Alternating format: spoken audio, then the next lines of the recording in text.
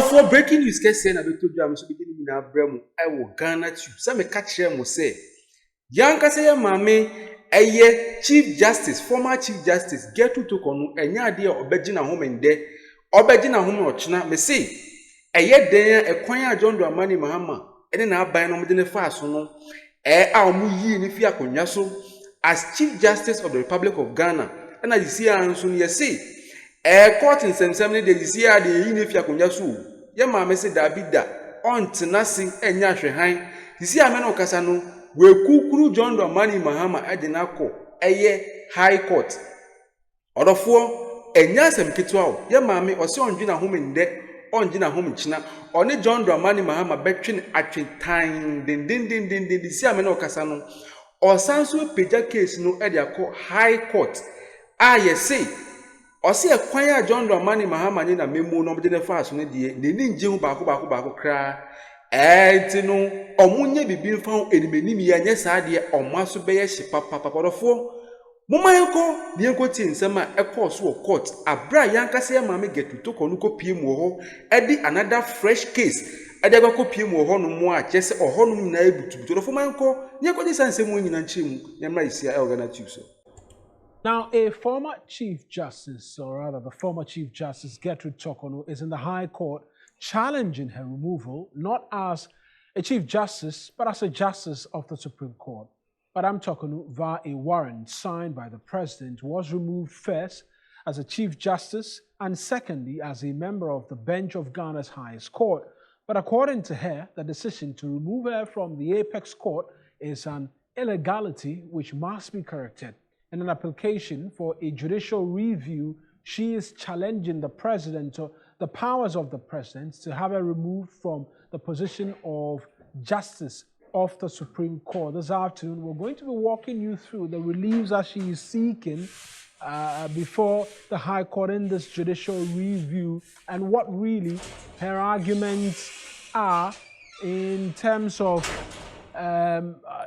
what it is that she's seeking to have done. And so let's try and begin to get an understanding first off as to what it is that she's seeking to have the High Court do for her via this judicial review. And so we know, for starters, that this is the means through which whatever grievance she has, so that Article 146 committee, that 5-member committee, which was put together by the President to investigate some prima facie determinations made against her, she can't find reprieve from. And so she's gone to that appropriate forum, and here's what she's asking the court to do. The first is to declare that the President is devoid of power. Simply put, the President is not clothed or does not have the power to remove a Justice of the Superior Court without recourse to the mandatory procedure set out in Article 146 of the Constitution. And there's a reason for this, because she was removed as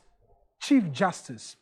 In the processes which go through her removal as Chief Justice, a petition is taken to the President. The President, in consultation with the Council of States, determine whether or not there's a prima facie determination made against the Chief Justice. But that's not the same procedure as outlined in the Constitution when you want to remove a Justice of the Supreme Court. That process, however, involves a petition coming to the President and that petition being referred to a Chief Justice, a sitting Chief Justice. And so she's making the argument that the process under which the President has sought to remove her, that's not what the Constitution says. Hence, the President is not clothed with the powers to have done what he did. The second is that a declaration that the jurisdiction to hear a petition for the removal of a Justice of the Superior Court lies with the body properly constituted under Article 1464 of the 1992 Constitution. And here again, she's making reference to that process for removing a Justice of the Supreme Court, where the petition goes to the President, it's referred to who? The Chief Justice, and then that Chief Justice makes a prima facie determination, and then subsequently will supervise the appointment of the committee, which will look into whatever petition has been brought against a member of the Supreme Court bench. And so that process, she argues, was not followed through. Then again, she's making or she's seeking to have the court declare that the warrant for her removal by the president, executed on the 1st of September, removing her from office, and the applicant therein is the former Chief Justice from both the Office of Chief Justice and Office of a Justice of the Superior Court of Judicature, is unlawful. And so based on all of the arguments she's putting forward, she says that that warrant hence becomes unlawful, now void, and of no effect. And then lastly, she wants an order of certiorari to bring into this honorable court for the purposes of quashing being quashed, and to quash same as being in violation of the mandatory provisions regarding the removal of a justice of the Superior Court of Judicature from office. And so that's the argument that the former Chief Justice is making with regard the processes for her removal, not as Chief Justice, but this time as a member of the Supreme Court bench. Let's get onto the phone lines right now and speak to lawyer John Kwesi on the latest what we're seeing from the former Chief Justice. Counsel, I appreciate you speaking to us. Your thoughts on this judicial review application by the former Chief Justice? Some say she's broadening, possibly, the legal jurisprudence of the country by testing the waters on this matter. Where do you stand in this? Good afternoon to your viewers also. Now, first off, I must commend Madame Torkornoo for this bold and giant steps that she's taken, particularly so when she's a woman. In our part of the world, mostly women are not supposed to take certain bold decisions, especially in this fierce terrain of politics here and there. Now, if we are not careful, some might accuse her or blame her for not understanding the politics of the day. Everybody or majority would have wished that she goes on quietly, like it happened to the former EC boss. But you see, the step she's taken is commendable. We should all appreciate her. And if possible, if there's a need for most to support her, they should do so. Now, on the other hand, right, one might have also thought that, okay, now that it's become apparently clear that it's political, mostly, then you keep quiet and then allow the system to go. In your preamble, you did mention that people are praising that it will boost the jurisprudence of this country. Yes, when you come to the legal aspect also, we are saying that there are more aberrations, or she is saying that there are more aberrations regarding the procedure and the fact that substantively some of the provisions in the Constitution were not followed before the president came out with the declaration that she's been removed. Now, it will give the court the opportunity for the court to go through fully, come out with the nitty-gritties of the instances. As we speak, the matter itself has not been dealt with by the court. You understand? The whole process was done by a committee. Now, I was thinking that now that the opportunity had come, anyway, maybe because everything was a summarized one. Okay, where it was an in-camera hearing, you mean? Exactly. And with the three release that she is taking, all have been summarized. I think the details will come out when they go to court. In the summary, I was thinking that it will come out as part of a summary that maybe some panel members did not qualify to be on the panel. And some also had, how do you call it, conflict of interest. Well, she's moved on from the argument or the concern about whether or not she should still remain in the position of Chief Justice. It appears she's not contesting that any longer, but she's contesting whether or not the processes which saw her removal as Chief Justice can be classified as constitutional to have her removed as a Justice of the Supreme Court. That's what she's contesting now. Yeah, it's all part of what I was trying to say, that she didn't itemize them. Do you get it? What is before the court now is a summarized version of the whole thing. Do you get it? So if it comes out that everything was unconstitutional, then she's going to take another step also. Do you get it? So because if a court declares that the whole thing is unconstitutional, as a country, must we allow the unconstitutionality to continue? No. That aspect will have to be corrected.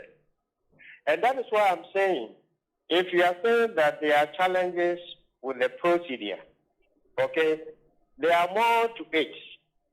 So therefore, the aspect that some persons were not supposed to have been on the committee and so on and so forth will all come up during the review process. Now, it's a very good exercise because it's now going to give our judicial setup or the court, okay, to clarify some of the issues that were not dealt with in the course of the review, the committee's work. This is the first time the matter is being put before the court. Before, it was like procedure or actions to stop the committee from doing its work and so on and so forth. I think she made few attempts. But this is where the matter is before the High Court to go into it a bit properly. So 2 quick questions from me. You see this as possibly a long game which could see the courts declare the entire processes which saw her removal as a Chief Justice and then a Justice of the Supreme Court as unconstitutional, and then could see her return to the 2 positions? And then second as well, where do you stand in others who say that this is an interpretation matter and perhaps she should have gone to the Supreme Court for an interpretation as to whether or not she can still hold herself out as a Justice of the Supreme Court? No, this is the first step. After the review, nothing prevents her from taking further steps and going to the Supreme Court for other interpretation. But for now, I think this is what she wants done. Procedurally, okay, if you agree and then you are not happy with the decision of the committee, this is the next step you are supposed to take by going for a review. And the review must be done at the High Court. The High Court and the committee, they all have the same level. But the committee doesn't have the powers for the review. So it's the High Court that must do that. And that is why she's taking this particular first step. But like I said, it's a very good step, a bold one as that. For us to know, the court will have the opportunity to actually analyze the issues and the procedure she is talking about, whether the government of the day did the right thing or there were some errors in it. And whatever the court will determine or say will be put on record, and it will form part of our jurisprudence in this country. So moving forward, everybody will be clear in their mind that this is the status of the law in Ghana. In future, when issues like that come up, this is how it's supposed to be dealt with. Right then, Counsel, I appreciate you speaking to us. That's John Quayson, he's a constitutional lawyer, speaking to us this afternoon on the latest in terms of a judicial review application sought by the former Chief Justice, Gertrude Torkornoo, seeking to challenge her removal as a Justice of the Supreme Court. Not as Chief Justice, but as a member of the bench, because you're a member of the bench and then you could also be the one who leads the pack in terms of the judiciary. But let's move away from that and bring in some other stories right now, because contradictions are emerging over government claims on the whereabouts of some 40. Order for Oyiwa when they breaking news about to do so beginning in our bro. You see, Gertrude Torkornoo, former Chief Justice, see anu, on a ban trip ding court, or challenge a bino, say omuyi ni fee, a year chess any position as Justice of the Supreme Court. See anu, a woman say omuyi ni fee akunjaso as Chief Justice of the Republic of Ghana. Sisi Anthony say in Efia Kunjaso as Justice of the Supreme Court. Enti wa wo hwa 2-in-1 ye maame sisi ano the Chief Justice position no abono. Sisi anso na Justice of the Supreme Court no bench no sisi anso no ono nso ya yesan say in Efia no e na maame say da benya de obedwi chese obetenase. Eti sisi ame no kasa no wa boewura court ho dendenden a oni Ghana ban twene dendenden John Dramani ma wase da bi on tiasie. Say identity a man 2-in-1 ono kwa chese Chief Justice no boy in Efia Kunjaso ewie a sisi as Justice of the Supreme Court nso say o ma say in Efia bench the sort of for we na ma amini abre dendenden a odi asemi nyako pim o court a all challenge aban na mso begini nyina abrɛw wo Ghanatube of memory fi say mobile like no subscribe no share no hit notification bell so man say the bear bring ya bibia do content say ya wo wonya ne tempa no ahwe no wit about for aha na me ne nsɛm nyina besi wo Ghanatube so makram nyina medam nyina se bebre.